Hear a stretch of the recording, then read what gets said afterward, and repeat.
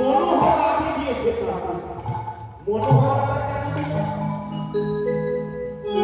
না মা যখন নিবেদন করলেন,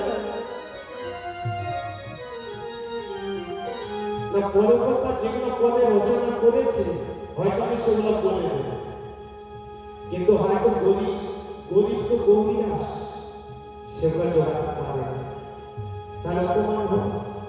যার জন্য এটা বিধান দিলেন, মনোহর আদি দিয়েছে।